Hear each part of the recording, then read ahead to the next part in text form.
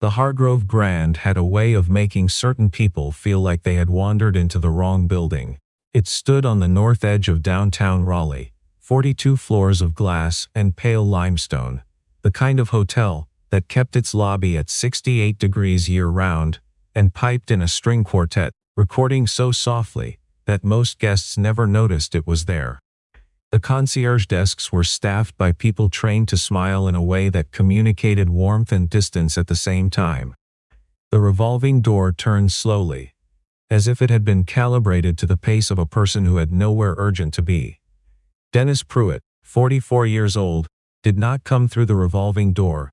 He came through the side entrance, the one marked for maintenance and deliveries, because that was the entrance the facilities coordinator had told him to use when she emailed the service contract 3 weeks earlier.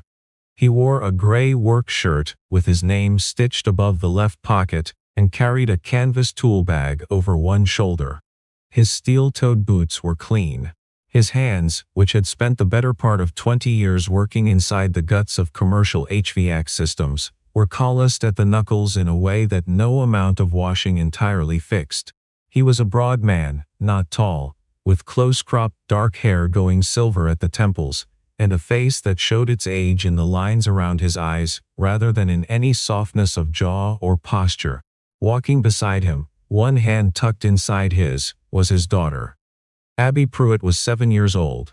She had her father's dark eyes and a gap between her two front teeth that had been there since October, when the left one finally gave way after weeks of wobbling. She wore a yellow raincoat over a striped shirt, and her backpack, shaped like a small turtle, rode high on her shoulders because the straps had been tightened for her that morning by a man who had learned to adjust a child's backpack the same way he had learned everything else about raising her alone, by trying until he got it right. Dennis had been given the service call for the Hargrove Grand's eastern ventilation trunk the previous afternoon. The work was scheduled for a Saturday because the hotel's chief engineer wanted the third-floor corridor cleared during low guest traffic. It was the second job Dennis had taken that week outside his regular contract hours. Abby's after-school program had raised its rates in January, and the gap between what he earned and what he owed had a way of staying just wide enough to keep him working on days he would rather have been somewhere else. He had brought Abby because there was no one else.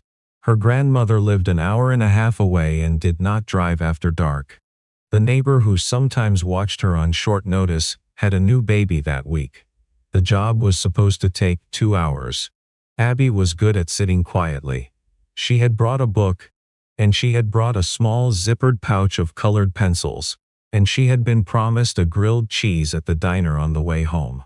They came through the side corridor and into the rear of the lobby without incident. The lobby of the Hargrove Grand was the kind of room designed to stop people mid-step. Pale marble floors reflected the light from a central chandelier that dropped 30 feet from the coffered ceiling. A long mahogany reception desk ran along the eastern wall, staffed by 3 people in matching black blazers. Flower arrangements taller than Abby stood in ceramic urns near the seating area. The chairs were upholstered in dove gray and ivory, arranged in clusters around low glass tables that held nothing but a single orchid and a folded card bearing the hotel's name. Dennis did not look at the flower arrangements. He was scanning the ceiling panels on the eastern side, checking the grill positions against the diagram he had pulled up on his phone, when he heard it. Not a shout, something quieter and sharper than a shout, the kind of voice trained to carry authority without raising itself above the ambient noise of a lobby. "Excuse me, you cannot be in here." The voice belonged to Pamela Ostroff, 39 years old, the Hargrove Grand's lobby operations manager. She wore a fitted charcoal blazer over a silk blouse the color of cream, and her dark hair had been pulled into a knot at the back of her head. With the precision of someone who arrived 40 minutes before her shift, to ensure nothing about her appearance was subject to question.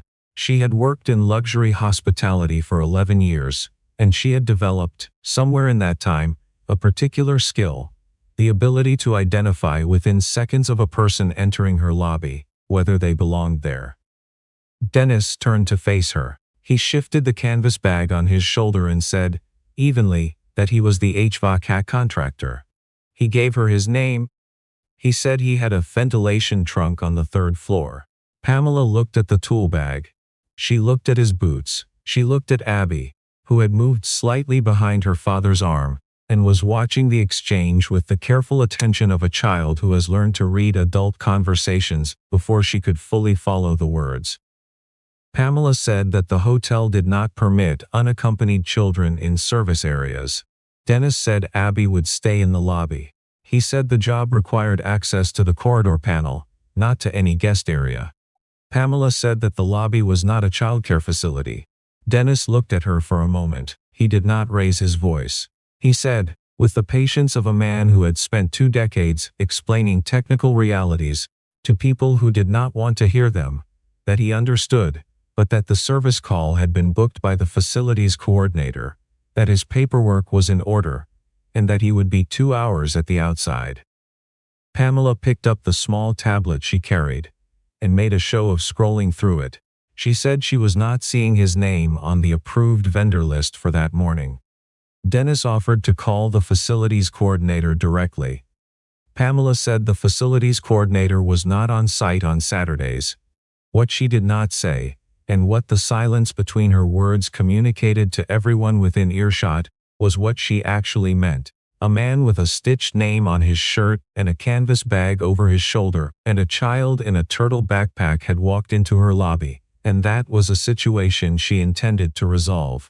2 guests sitting in the dove gray chairs had looked up. A young woman, behind the reception desk, had stopped typing and was watching. A bellman near the elevator bank had turned a quarter turn to see what was happening. None of them moved. Abby, standing behind her father, tugged once at the back of his shirt. He reached his right hand behind him without looking, and found her hand and held it. Pamela said that the hotel would need to reschedule the service call for a time when the facilities coordinator was available to confirm the booking in person. She said this pleasantly. She said it the way people in her position were trained to say things they had already decided. Dennis said that the ventilation issue they had called him about had been flagged as a priority repair. He said that if the eastern trunk continued to run at current load, without the bypass valve being replaced, the 3rd floor air handling unit would likely trip its thermal limit before the end of the weekend. He said this not as a threat but as a statement of fact, the way he had been saying things like it his entire working life, in boiler rooms and machine closets and crawl spaces, where no one particularly wanted to hear what he had to say until the thing he had warned them about had already gone wrong.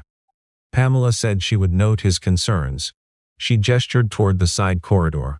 She said she would need him to wait outside while she contacted building management. At that moment, Abby, who had been quiet the entire time, looked up at her father. Her voice was very small, the kind of small that happens when a child is trying not to make things harder. She asked whether they were going to have to go home. Dennis looked down at her. He saw the look she was trying to hide, the one that was not quite disappointment, and not quite confusion, but lived somewhere between the two, in the part of a child's face that hasn't learned yet to go blank. He thought about the grilled cheese he had promised her. He thought about the fact that she had been awake since 6 in the morning, and had not complained once about coming to a job site on a Saturday. He thought about the way she had packed her own bag the night before, choosing the colored pencils herself, setting them out by color on the kitchen table, because she wanted to be ready without being asked. He straightened up and looked at Pamela Ostroff. She is 7 years old, he said. And she is not causing any trouble. I have a valid service order. If you would like to call the facilities coordinator, I will give you her direct number, but I am not waiting outside. The lobby, which had never been loud, became slightly more quiet. Pamela's expression did not change. She said, with perfect professional calm, that she was not in the habit of taking instructions from vendors about how to manage her lobby. She said that until she could confirm his credentials through proper channels, she would ask him to take his daughter and wait by the service entrance. She looked at Abby when she said it. Not at Dennis, at Abby. Abby pressed herself a little closer to her father's side. A man in a dark suit near the elevator bank had been watching the exchange for the past minute. He had his phone in his hand but had not raised it. He took a step forward, then stopped, then looked away toward the reception desk as if he were checking for something. A woman in a camel coat sitting in one of the lobby chairs had her hand resting on her knee in a way that suggested she was about to stand. The man sitting beside her leaned over and said something quiet. Her hand stayed where it was. She did not stand. Dennis understood something in that moment that he had understood before. In other rooms and other buildings, though he had never put it into words in quite the way it assembled itself in his mind just then. The lobby was not ignoring the situation. The lobby had seen the situation and evaluated it, and decided, collectively, that whatever was happening to the man in the gray shirt and his small daughter was happening to the right kind of people in the right kind of lobby, and that the appropriate response was to be somewhere else in one's attention until it was over. He crouched down. He looked at Abby directly. He told her to find a chair and sit where he could see her. He told her to take out her book.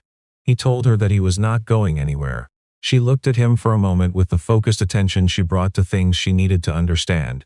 Then she walked to the nearest dove gray chair, climbed up into it, unzipped her backpack, and took out her book. Dennis stood up. He looked at Pamela. He said, quietly, that he was going to make one phone call.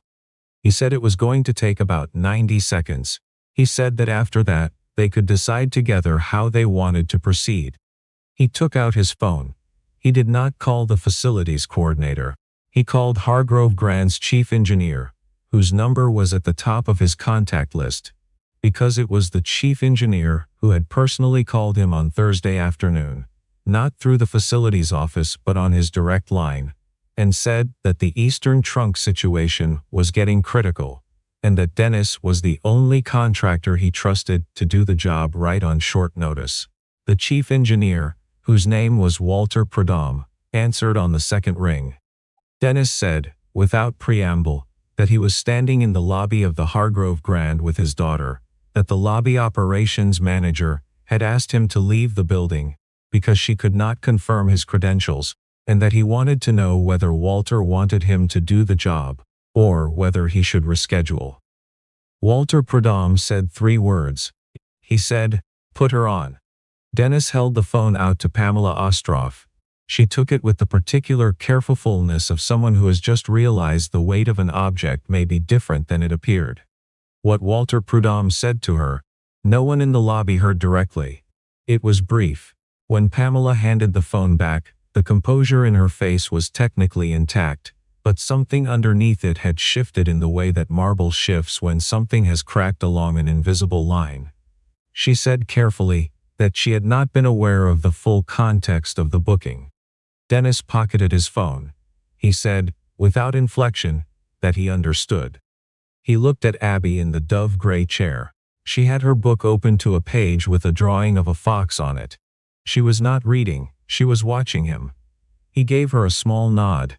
She gave him one back. It was at this point that the elevator doors opened. The woman who stepped out was 63 years old, and she walked the way people walk when they are used to being the most informed person in any room they enter. Her gray hair was cut short and clean. She wore a dark blue blazer over a white shirt and dark trousers, and the only concession she made to the formality of the Hargrove Grand was a single strand of small pearls that had belonged to her mother. Her name was Frances Beaumont. She was the majority owner of Beaumont Meridian Group, the hospitality holding company that had acquired the Hargrove Grand 18 months earlier as part of a portfolio restructuring. She had been in town since Thursday for a series of operational reviews she had not announced in advance to the individual property managers, because she had learned a long time ago that announced reviews showed her the version of her hotels that her staff wanted her to see. She had been upstairs since 8 in the morning, reading incident reports and guest satisfaction scores in the executive suite, when Walter Prudhomme had called her directly, not about the ventilation trunk, but about something else. Frances Beaumont crossed the lobby without hurry. She took in the scene. The lobby operations manager standing stiffly near the center of the floor, the man in the gray work shirt holding a canvas bag, and a small girl in a yellow raincoat sitting alone in a chair, the size of which made her look slightly unreal, like something placed there for scale. Frances stopped near Pamela. "What is happening here?" she said. Pamela, who did not yet know who Frances Beaumont was, began to explain. She said there had been a vendor access issue. She said the contractor had arrived without proper Saturday clearance. She said hotel policy regarding unaccompanied minors in the lobby had been a factor. Frances let her finish. Then she turned to Dennis and asked him his name. He told her. He told her what he was there to do. He said it plainly, without apology, without editorializing, the way a man describes a job that needs doing. Frances looked at Abby. Abby, who had closed her book, looked back at her. Frances asked Abby what she was reading. Abby said it was about a fox who keeps trying to cross a river and keeps finding a different way each time. Frances considered this. She said that sounded like a good book. Then she turned back to Pamela. She asked, in a voice that had not changed temperature, whether the ventilation issue on the third floor had been listed on the property's critical repair log that she had reviewed that morning.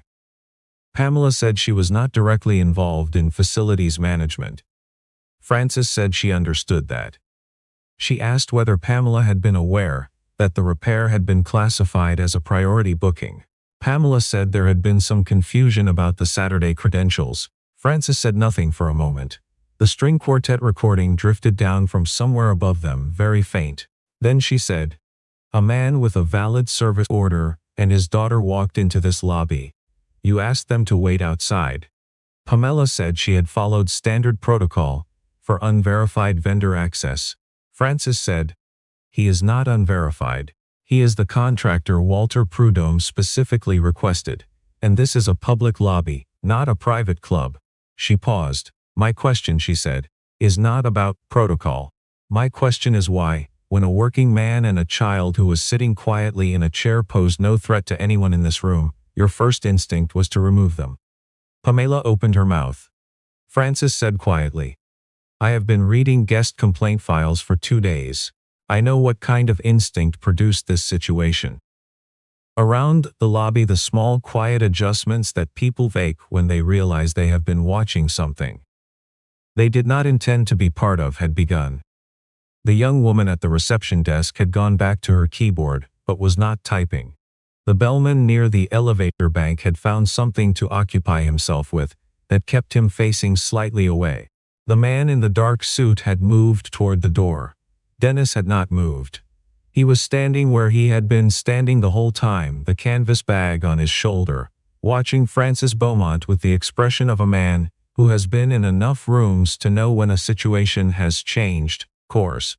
Frances turned to him. She asked him whether he needed anything to do his work. He said he needed access to the third-floor east corridor in about 2 hours. She said she would have someone take him up. She looked at Abby. She asked if he would like to stay in the lobby or whether she would prefer to sit in a quieter room upstairs. Abby looked at her father. Dennis said she could choose. Abby said she would like to stay where she could see the chandelier. Frances smiled. It was the first time she had smiled since she stepped off the elevator. "That's a reasonable preference," she said.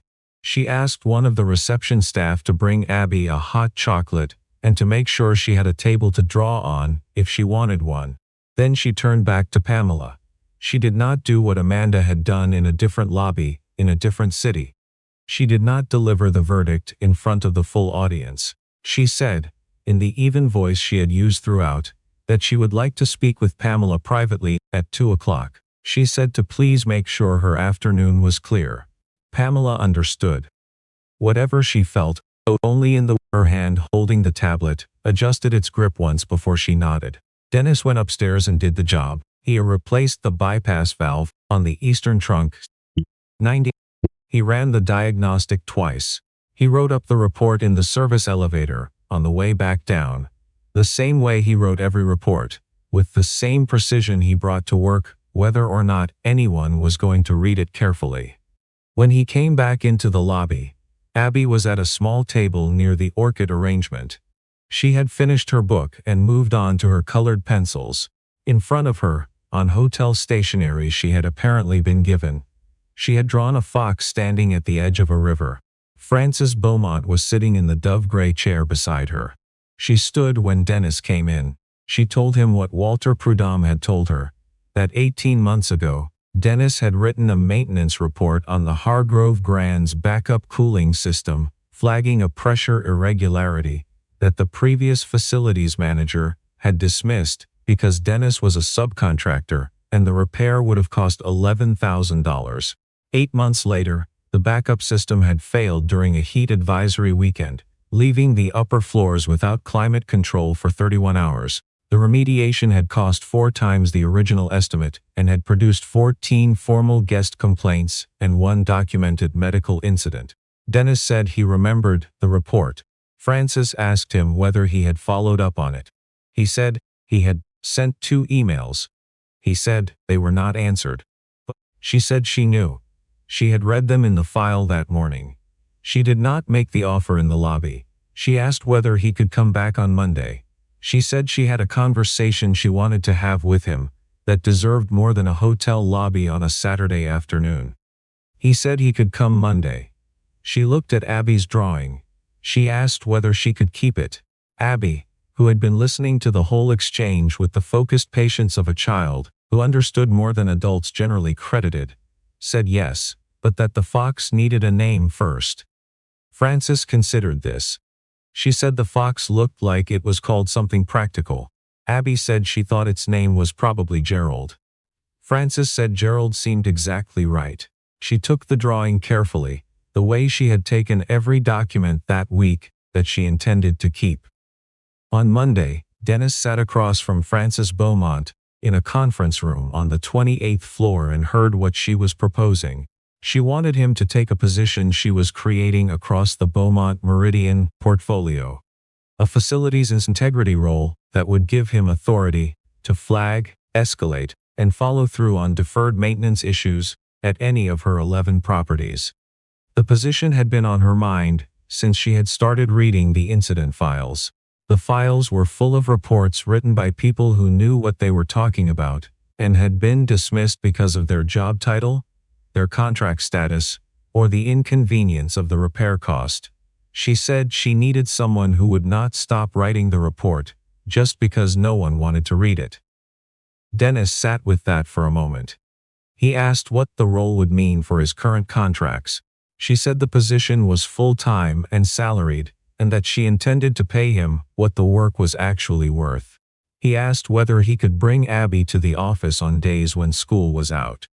Frances said the 28th floor had a conference room that was almost never used on Fridays, and that it had a window that faced north with a clear view of downtown, which she imagined might interest a child who liked to draw.